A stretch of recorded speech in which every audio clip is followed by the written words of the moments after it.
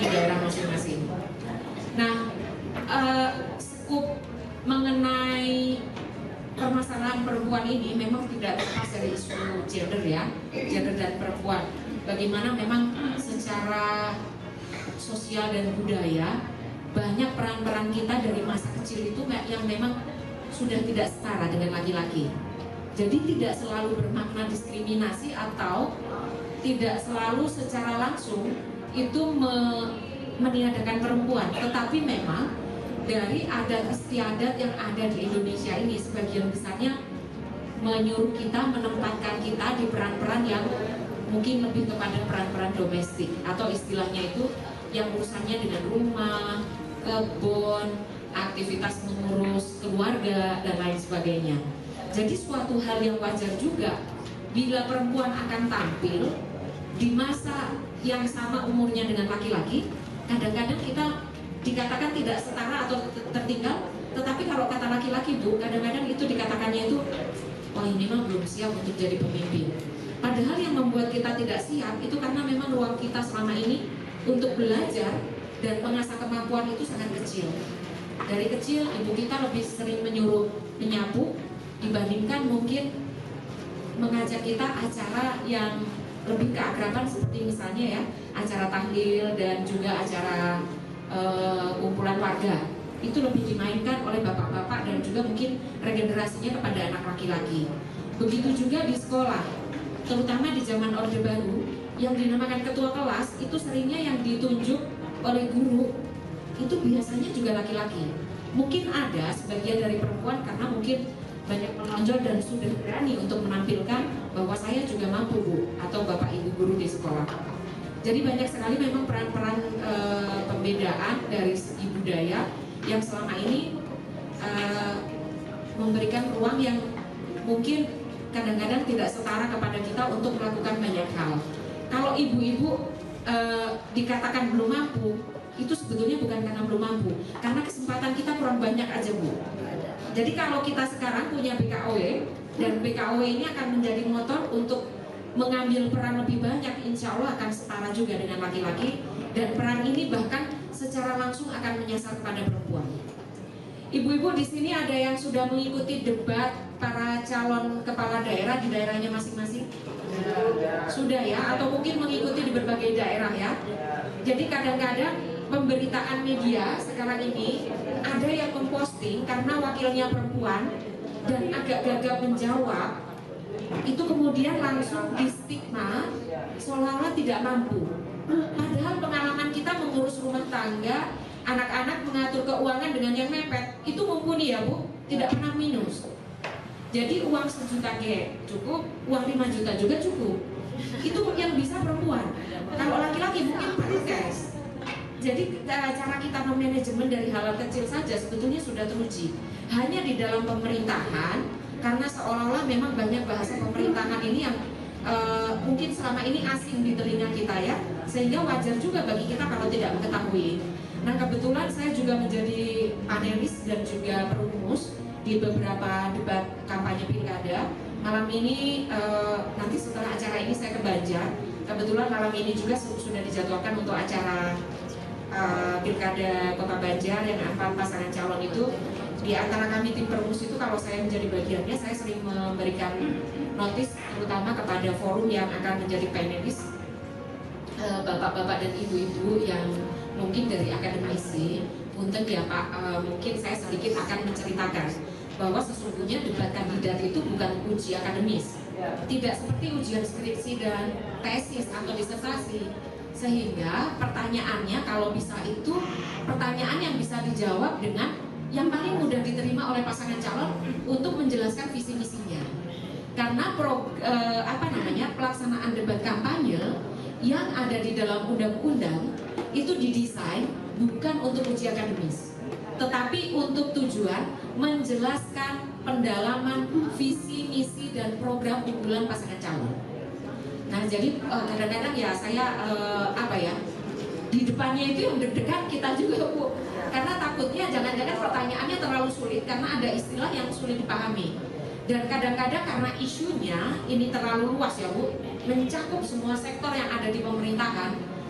Padahal mungkin sekolah kita itu kecenderungan kita tidak menyukai bidang-bidang itu. Jadi satu sisi menurut saya ya manusiawi juga kalau kita nggak bisa menguasai. Hanya tinggal memang penggiringan opini publik ini, terutama mungkin kadang-kadang media itu memberitakannya dalam satu potongan segmen ya. Jadi potongan segmen itu agak sedikit debat wakilnya di bupati daerah ini agak gagal menjawab, bahwa kan mungkin Ibu sudah lihat yang viral di suatu daerah itu wakil bupatinya itu karena harus menjawab sendirian itu menarik calon bupatinya untuk menemani.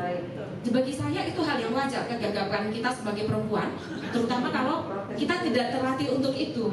Tapi kalau kita memimpin ibu-ibu, ditanya, Ibu, bagaimana permasalahan kita ke depan menyelesaikan persoalan stunting, kita pasti bisa menjawab, Bu.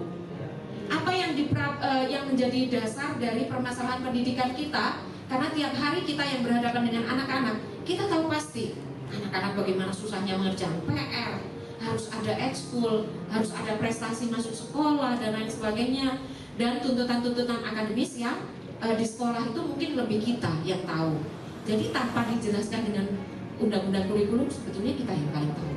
Nah, peran-peran kita nanti akan bercerita sebetulnya kalau kita sekarang berkumpul dan ini menjadi organisasi perempuan strategis, kita mau apa dengan pilkada ini? Bukan hanya data KTPS saya kira, tetapi ada banyak hal, isu-isu yang harus kita sampaikan di dalam pelaksanaan pilkada ini agar didengarkan dan menjadi program penting dari calon kepala daerah, bahkan harus menjadi komitmen ke depan untuk memajukan perempuan.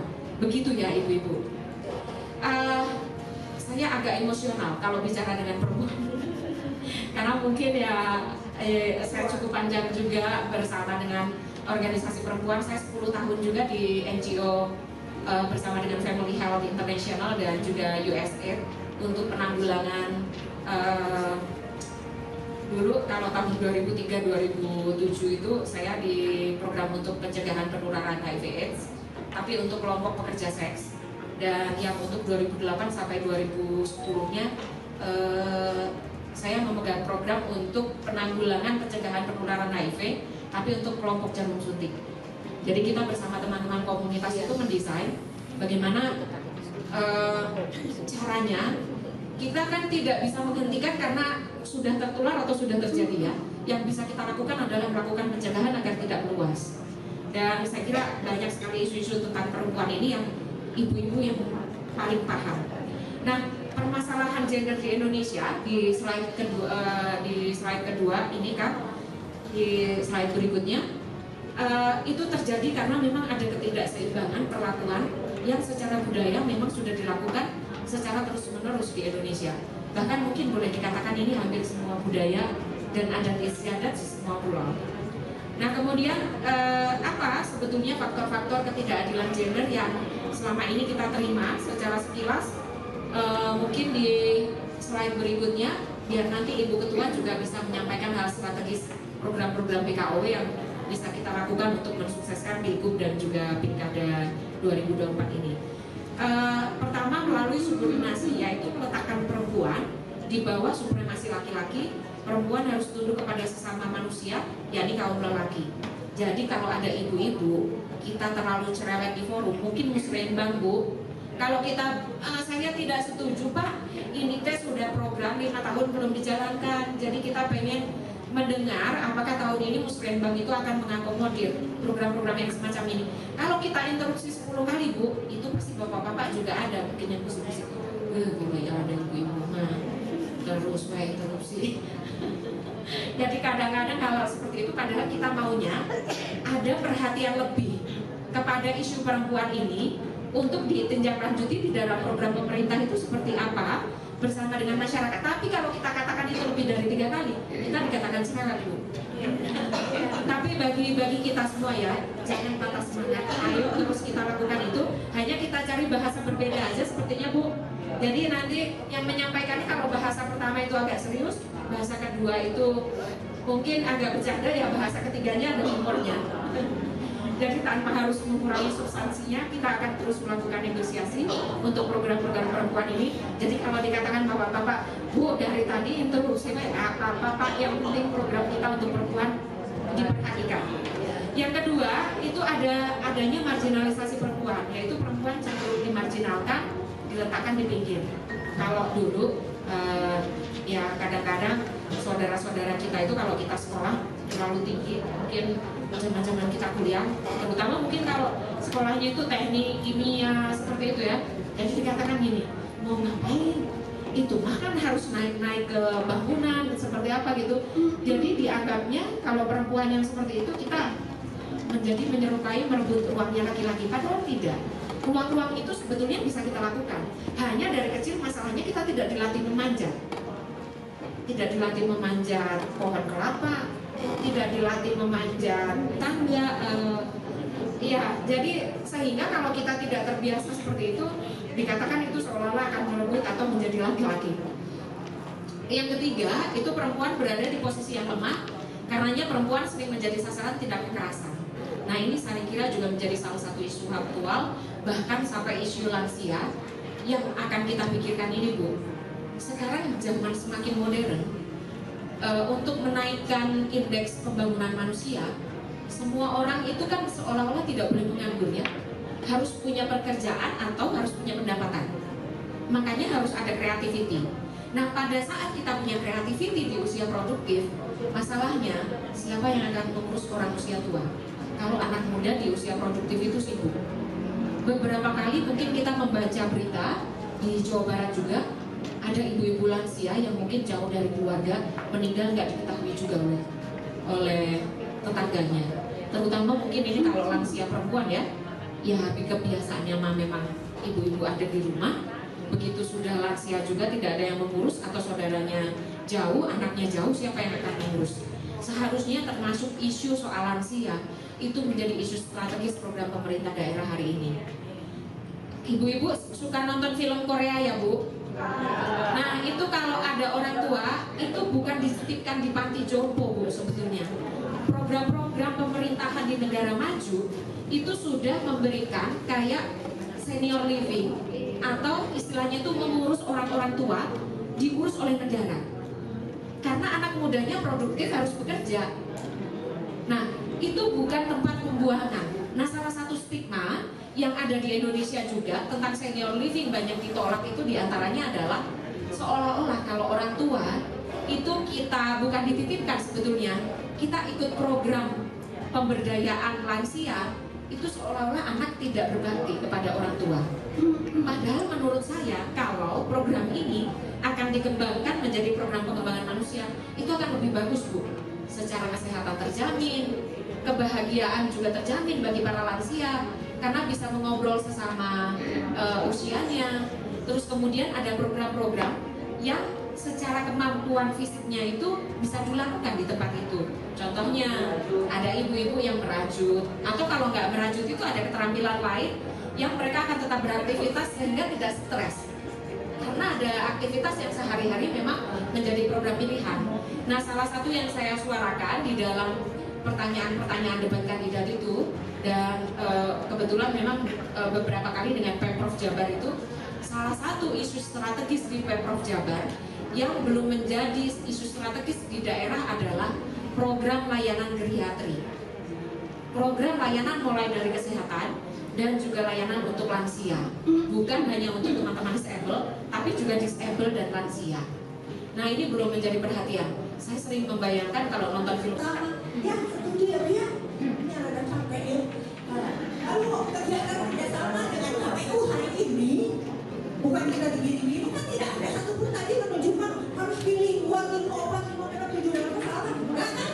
Harus memberikan motivasi dan memberikan dorongan bahwa kita itu sebagai pemilih wajib hukumnya untuk memilih pemimpin yang akan datang, yang sayang kepada orientasi perempuan, bukan sayang kepada perempuan, kepada organisasi. Ayo kita konsep bersama-sama sebelum pemilihannya, Bu Resa.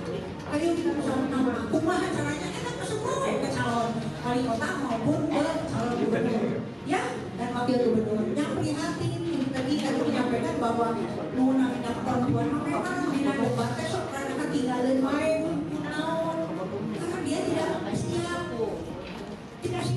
jadi wali kota kudu kumaha, hanya jadi wali kota atau wali kota atau wakil wali kota teh apakah cukup duduk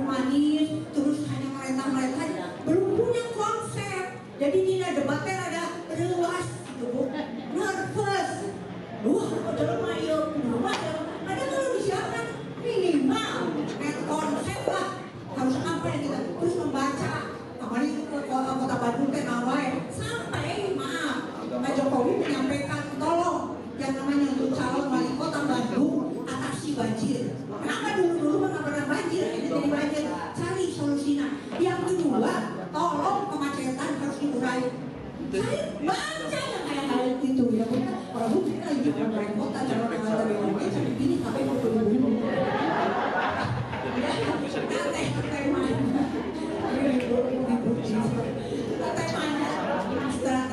Oke, sebagai perempuan cerdas dalam pilkada yang akan datang, harus cerdas lah. Pulang karena gini-gini kata tadi begini, kalau ini hanya dikasih amplop 100.000 telang, bohong, karena visi misinya perempuan, lalu di visi kerudung lupa, mending buat tapi dikasih 5 miliar kan? Ya, nah ini ibu sekalian, jadi kita harus paham, harus cerdas memilih pilkada, pilgub maupun pilkada yang kita mumpung ada kesempatan. Ya. Next, nah peran pemilihan umum adalah salah satu momen penting untuk memilih pemimpin daerah. Kalau kita pasti kita golput lebar dan ibu harus bisa membaca mana mau akan pimpinannya di wali kota. Bisa benar-benar soalnya orang pemilihan untuk pimpinannya lima. Ada kalimat mengatakan bahwa ini oke mau orang mau bisa mau dong. Demikian gitu. Di BKW ini adalah wahana untuk kita berkontribusi kepada calon-calon pemimpinnya. Audio masuk? Audio? Udah? Pertanyaan pertama Bu, apa tantangan terbesar dalam menyambut pilkada tahun 2024? Tantangan besar di pilkada kita 2024 ini adalah secara bersamaan masyarakat kita itu harus menyeleksi calon gubernur dan wakil gubernur dan juga wakil bupati dan wakil bupati dan wakilnya serta wali kota dan wakilnya secara bersamaan, sehingga menyeleksi pemimpin mana yang sesuai visi misinya dengan aspirasi yang diinginkan oleh masyarakat itu memang perlu selektif, apalagi calonnya banyak dan mungkin nggak semua masyarakat akan tersentuh dengan program kampanye yang pendek, sehingga saya kira yang bisa dilakukan oleh masyarakat adalah bisa mengakses informasi layanan di semua portal yang dibuat oleh KPU, Bawaslu, pemerintah daerah, dan juga mungkin program-program dari organisasi sosial kemasyarakatan untuk mengajak bagaimana peran kita di dalam pemilihan 2024 ini lebih maksimal lagi untuk mengenal calon dan juga wakil-wakilnya. Oke, pertanyaan keduanya Bu, apa harapan atas diselenggarakannya sosialisasi pilkada kali ini? Hari ini kebetulan bersama dengan BKW Provinsi Jabar yang membawahi hampir 70 organisasi perempuan se-Jawa Barat, dan ini adalah salah satu organisasi yang menurut saya juga tertua di Indonesia dalam menyuarakan persoalan-persoalan perempuan. Sehingga yang hari ini kita bincang sebagai pemantik ke depan adalah bagaimana isu perempuan itu harus menjadi isu yang harus diperhatikan oleh semua calon kepala daerah, baik itu untuk gubernur, wakil gubernur maupun untuk kepala daerah di daerah masing-masing. Tadi misalnya saya bercerita satu sisi RPJP kita ini sedang menuju pada Indonesia Emas tahun 2045, tapi secara bersamaan Indonesia akan menghadapi tantangan juga surplus orang yang sedang produktif itu diimbangi juga dengan 10% lebih masyarakat Indonesia dalam usia lansia. Siapa ke depan yang akan mengurus para lansia ini jika anak mudanya di usia produktif itu sibuk? Nah, sementara pemerintah belum memikirkan terlalu serius untuk membuat sebuah program geriatri, program untuk lansia, program untuk senior living yang lebih memperhatikan kepada lansia, termasuk juga mungkin isu soal disabilitas, anak, dan juga hal lain terkait dengan hal strategis tentang perempuan. Dan mudah-mudahan dengan semacam ini tadi juga disepakati salah satunya BKW akan membuat salah satu rekomendasinya kepada calon kepala daerah untuk memperhatikan program-program perempuan. Oke, yang terakhir Bu, Iya. apa pesan yang ingin disampaikan untuk masyarakat terkait pilkada tahun 2024 ini? Ya. Tidak ada pilihan lain pada 27 November 2024 ini, mari kita gunakan hak pilih kita. Siapa calonnya, maka kita dalami visi misi dan juga program unggulannya, dan yang menurut kita yang paling cocok dengan kepentingannya perempuan, itulah yang rasa-rasanya harus kita dukung. Karena hari ini saya bersama dengan perempuan, saya juga ingin kepada masyarakat memperhatikan apa program-program dari kepala daerah ini yang menyangkut dengan perempuan yang menjadi masalah kita bersama dalam meningkatkan kualitas hidup kita. Jangan lupa datang ke TPS hari Rabu, 22 hari lagi, dan walaupun itu hari libur, kita harus tetap datang ke TPS untuk menggunakan hak pilih kita biar partisipasi Jawa Barat meningkat lebih dari 77%. Baik, terima kasih. Sama-sama. Ibu. Oke, Bu, pertanyaan pertama, apa tantangan terbesar dalam menyambut pilkada tahun 2024